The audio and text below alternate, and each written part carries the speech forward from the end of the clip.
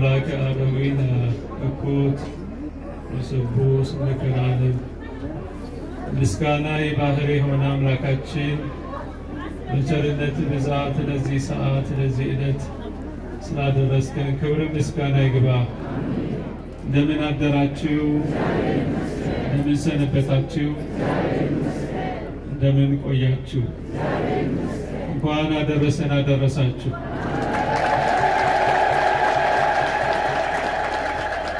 ለዚህ ለነጻነታችን ቀን መድኃኒታችን አምላካችን ኢየሱስ ክርስቶስ ስጋ መልበስ የማይገባው ስለኛ ፍቅር ስለኛ መዳን ቤዛ ሊሆነን በአጭር ቁመት በጠባብ ደረት ተወስኖ ከመቤታችን ከድንግል ማርያም ተወልዶ በቀራንዮ ቤዛ ሆኖ ከሞት ወደ ሕይወት ከጨለማ ወደ ብርሃን ከባርነት ወደ ነጻነት ወደሚደነቀው ብርሃን ወደ ዘላለም ሕይወት እንድንገባ ዛሬ ካሳ የከፈለበት የዘላለም ሕይወትን እንድናገኝ የጠላትን ኃይል የሰበረበት ጠላታችንን ያሰረበት ለዚህ ታላቅ ዕለት ያደረሰን አምላክ ክብር ምስጋና ይግባው።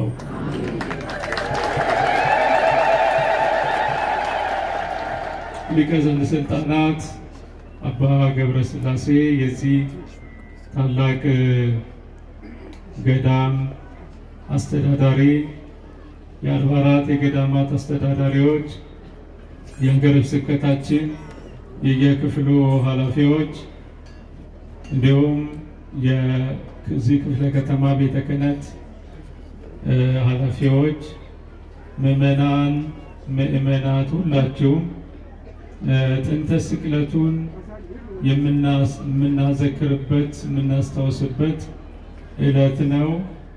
መጋቢት 27 ቀን ጌታችን ኢየሱስ ክርስቶስ የተሰቀለበት ጥንተ ስቅለቱ ብለን በየዓመቱ እናከብራለን።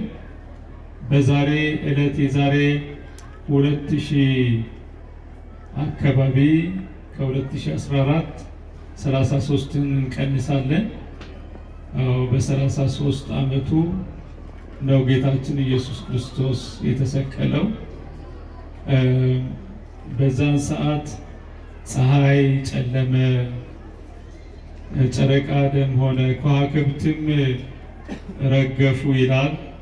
ከ6 ሰዓት እስከ 9 ሰዓት ዓለም ሁሉ ጨለማ ሆነ ይላል። ጌታችን መድኃኒታችን ኢየሱስ ክርስቶስ ሲሰቀል 7 ታምራት ተደርገዋል። በሰማይ 3 በምድር 4 መቃብራት ተከፈቱ፣ ምድር ተናወጠ፣ አለቶች ተሰነጠቁ፣ ከየቤተ መቅደስ መጋረጃ ለሁለት ተሰነጠቀ። ብዙዎች የሞቱት እነ አብርሃም እነ ይስሐቅ እነ ያዕቆብ እነ ሳራ እነ ርብቃ እነ ራሔል ሌሎችም ቅዱሳን ከ500 በላይ ይላቸዋል ቁጥሩን ካልተሳሳት። እነዚህ ቅዱሳን ሁሉ ተነስተው ከመቃብር ተነስተው የኛ አምላክ የኛ ፈጣሪ እንዴት ሰቀሉ ብለው ስቅለቱን አይተው አዝነዋል። እስከ 3 ቀንም በኢየሩሳሌም ቆይተው ስለ ጌታችን ኢየሱስ ክርስቶስ አምላክነት ስለ አዳኝነቱ መስክረው እንደነበረ በማቴዎስ ወንጌል ምዕራፍ 27 ላይ እናገኛለን። የተወደዳችሁ ምእመናን ምእመናት እግዚአብሔርስ ንጉሥ ውእቱ እምቅድመ ዓለም ወገብረ መድኃኒተ በማእከለ ምድር ይለዋል። እግዚአብሔር አስቀድሞ ከዓለም በፊት ዓለም ከመፈጠር በፊት ንጉሥ ነው፣ ንጉሥም ነበረ። ያ ዘመን የማይቆጠርለት ዘመን ተቆጥሮለት ከአባቱ ከእግዚአብሔር አብ ከባሕሪ ሕይወቱ ከመንፈስ ቅዱስ ጋር አስቀድሞ ዓለም ሳይፈጠር ዘመናት ሳይቆጠሩ ንጉሥ የነበረ ጌታ መድኃኔ ዓለም ክርስቶስ እሱ ወገብረ መድኃኒተ በማእከለ ምድር በምድር መካከልም መድኃኒትን አደረገ። የማዳን ስራውን ሰራ። በኢየሩሳሌም በጎልጎታ የራስ ቅል በተባለው በቀራንዮ በዛች ተራራ ላይ ጌታችን ኢየሱስ ክርስቶስ ተሰቅሎ ዓለምን ያዳነበት ዕለት ነው። መድኃኒትን አደረጋለ። ሰውን የማዳን በነፍስ በስጋ ተፈርዶበት የነበረ አዳምን ሊያድነው ዛሬ የተሰቀለበት ነው። በሐሙስ ዕለት ወመንፈቃ ለዕለት ይለዋል። ይተወለድም ወለተ ወለትከ ከአምስት ቀን ተኩል በኋላ ተወልጄ ከልጅ ልጅ ተወልጄ ቤዛ ሁኜ አድነሃለሁ ብሎ ቃል ኪዳን ሰጥቶት ነበርና ከ5500 ዘመን በኋላ ዘመን የማይቆጠርለት ጌታ ዘመን ተቆጥሮለት በየጥቂቱ አድጎ በ30 እድሜው በዮርዳኖስ ተጠምቆ በ33 ዓመት ከ3 ወር በቀራንዮ ተሰቅሎ እኛን ያዳነበት ዕለት ነው። ክብር ምስጋና ለአምላካችን ለእግዚአብሔር ይሁን።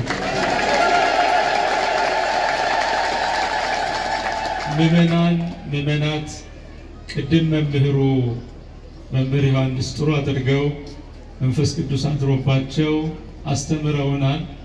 የጌታችን ኢየሱስ ክርስቶስ ሕማሙ መከራው የተቀበላቸው ሁሉ ጸዋቶ መከራ ተነግሮ ተወርቶ የሚያልቅ አይደለም። ልብ ይለያል፣ ሕሊናም ይከፈላል፣ ሰውነትም ይንቀጠቀጣል ተብሎ የተባለው በኢሳይያስ 53 ላይ እንደተነገረው ደዌያችንን ተሸከመ፣ ሕማማችንን ሁሉ ተቀበለ። ደም ግባት አልነበረውም። ያ ያምር የነበረ ደም ግባቱ ሁሉ በቁስል በቁስል ሆነ። የሾህ አክሊልን ታተው በራሱ ላይ ያደረጉበት፣ እጅና እግሩን ቸንክረው 6666 ጊዜ ገርፈውት ስጋ ሁሉ ተቦጫጭቆ አጥንቱ እስከሚታይ ድረስ ብዙ ጸዋቶ መከራን ተቀበለ። በሲኦል አዳም ይገረፍ የነበረ ያንን ግርፋት ሊያስቀርልን በኃጢአታችን ፈንታ ኃጥእ ሆኖ በመስቀል ላይ ኃጢአታችን ተሸክሞ እኛን ነፃ ሊያደርገን ይህን ሁሉ መከራ የተቀበለበት ዕለት ነው። ቤዛ ሆኖ እኛን ያዳነበት ዕለት ነው ብለን ነው የምንለው። ስለዚህ ምእመናት አንድ የተናገረው ስለኛ ፍቅር የእግዚአብሔር ልጅ ከዛ ከክብሩ ከዙፋኑ ስቦ ወደዚህ ወደ መስቀል ሞት ወደ ውርደትና ወደማይገባው ራስን በትትና ወዳሳየበት ወደ መስቀል ወደ መሰቀል ያደረሰው የሰው ልጆች ፍቅር ነው። ስለዚህ ምንድነው ያለ ሐዋርያቱ በዮሐንስ ወንጌል ምዕራፍ 15 ቁጥር 13 ላይ ከዚህ የሚበልጥ ፍቅር የለም፣ ነፍስን ለወዳጆቹ አሳልፎ ከመስጠት ይልቅ የሚበልጥ ከዚህ የሚበልጥ ፍቅር የለም አለ። ራሱን ለወዳጆቹ ብቻም አይደለም ለጠላቶቹም ጭምር ሕይወቱን ሰጥቶ ክርስቶስ ሕይወትን ለኛ የዘላለም ሕይወትን ሰጥቶናል። ምእመናት ምንድነው ለሐዋርያቱ ያላቸው? እርስ በርሳችሁ ተዋደዱ፣ እርስ በርሳችሁ ተፋቀሩ በበይናቲክሙ ብሎ ነው ያላቸው። ዛሬ ምእመናት እርስ በርሳችን ፍቅር በቤታችን፣ በጎረቤታችን፣ በሀገራችን፣ በዓለም ሁሉ ፍቅር የጠፋበት ፍቅር የከሰመበት ሰው ራስ ወዳድ የሆነበት ራሱንና ራሱን ብቻ የሚወድበት ዘመን ላይ ነው ያለነው። ይህ ከክርስትና ጋር የሚጣላ ነው። ለክርስትና የሚመች አይደለም። ለክርስቶስ መስቀል የሚመች አይደለም። የክርስቶስ ፍቅሩ የክርስቶስ መስቀሉ ትርጉሙ ስንተረጉሞ ፍቅር ነው። ክርስቶስ ለሰው ልጆች ፍቅር ነው ዋጋ የከፈለ። እግዚአብሔር ሲባል እግዚአብሔር ፍቅር ነው፣ መድኃኔዓለም ፍቅር ነው። እኛም እርስ በርሳችን እንድንፈቃቀር፣ እርስ በርሳችን እንድንረዳዳ፣ እርስ በርሳችን እንድንደጋገፍ እግዚአብሔር ይፈልጋል። ዛሬም ክርስቶስ የሚፈልገው የክርስቶስ መስቀሉ ዋጋ የከፈለው ቤዛ የሆነው ያ ሁሉ ውለታን መክፈል የምንችለው ለእግዚአብሔር ልንከፍል አንችልም። ማንም ሰው ለእግዚአብሔር ውለታ መመለስ አይችልም። ማንም ሰው ለእግዚአብሔር ውለታ መክፈልን አይችልም። ውለታ መክፈል ማለት እርስ በርሳችን መፋቀር ነው፣ እርስ በርሳችን መዋደድ ነው፣ እርስ በርሳችን መረዳዳት ነውና ምእመናን በቤታችን ፍቅር፣ በጎረቤታችን ፍቅር፣ በሀገራችን ፍቅር እንዲኖር ተግተን ልንሰራ ይገባል። ከዛሬ ጀምሮ ይህንን መልእክት ይዛችሁ ገብታችሁ የተጣላችሁ ልትታረቁ፣ የተበደላችሁ በደልን ይቅር ልትሉ፣ የበደላችሁ ደግሞ የበደላችሁትን ሰው ይቅርታን እንድትጠይቁ፣ በፍቅር እንድትኖሩ ክርስቶስ ለዋለልን ውለታ በፍቅር በመረዳዳት በመደጋገፍ ያጣውን በመርዳት የወደቁትን በማንሳት በመተሳሰብ ሕይወት በዚህ ሁኔታ እንድትኖሩ መልእክቴን ለማስተላለፍ እፈልጋለሁ። እግዚአብሔር አምላካችን በመስቀል ተሰቅሎ ቤዛ ሆኖ የዘላለም ሕይወትን እንድንወርስ የጠራን በዚህ ዓለም ስንኖር የኮንትራት ዕድሜያችንን ዘመናችንን ጨርሰን ከመሄዳችን በፊት ከኃጢአት ወደ ጽድቅ፣ ከሐሰት ወደ እውነት፣ ከክፋት ወደ በጎነት ተመልሰን ለንስሐ ሞት በቅተን መንግስቱን እንድንወርስ ቅዱስ ፈቃዱ ይሆንልን። ቅዱስ እግዚአብሔር ይቀድሰን፣ ልዑል እግዚአብሔር ይባርከን። ለዛሬ ዓመት በሰላም ያድርሰን፣ ሀገራችንን ሰላም ያድርግልን። ሁላችሁም የልባችሁን መሻት ይፈጽምላችሁ። ሀገራችንን ከራብ ከሸነፈር ከመከራ ሁሉ ይሰውርልን። መድኃኔዓለም ክርስቶስ ሞገሰ መስቀሉን ሀብተ ረድኤቱን ያሳድርብን። አሜን። አባታችን